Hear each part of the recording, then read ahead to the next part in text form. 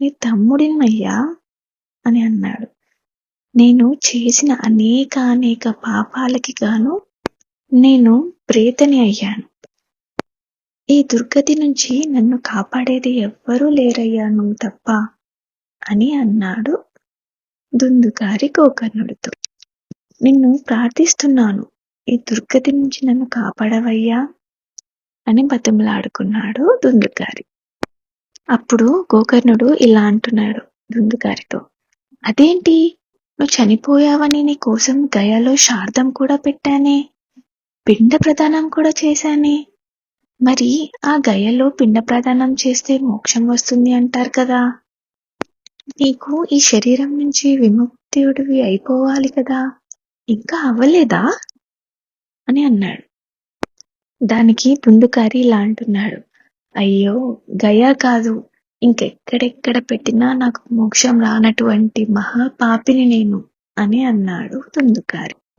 అలాంటి నా పాపాన్ని పోగొట్టడం కంటే నాకు ఇంకో దిక్కు లేదు. నువ్వు ఎలాగైనా సరే నన్ను ఈ జన్మ నుంచి విముక్తుని చేయాలి అని ప్రార్థిస్తాడు దుందుకారి గోకర్ణుడిని. అప్పుడు గోకర్ణుడు సూర్యదేవుడి గురించి ప్రార్థించాడు. సూర్యదేవుడి గురించి తపస్సు చేస్తే సూర్యుడు ప్రత్యక్షమయ్యాడు. దానికి ప్రత్యక్షమయ్యి ఏం కావాలి నీకు అని అడిగాడు. దానికి గోకర్ణుడు, నా తమ్ముడి పరిస్థితి ఇలా ఉంది, ఎలా అతను ఈ ప్రేత జన్మ నుంచి బయటపడతాడు, దానికి తగిన ఉపాయం చెప్పండి అని అన్నాడు. అయితే సూర్యుడు గోకర్ణుడికి తగిన ఉపాయం ఒకటి చెప్పాడు. అది ఏంటంటే, శ్రీమద్ భాగవతం కథని వినిపించు నువ్వు అని అన్నాడు. శ్రీమద్ భాగవతం కథ శ్రవణం మాత్రమే చేస్తే ఎలాంటి నీచమైనటువంటి యోనుల్లో పుట్టినవాడు అయినా తరిస్తాడు. ప్రేతగా పుట్టినా కూడాను వాడి యొక్క జన్మ తరిస్తుంది అని అన్నాడు.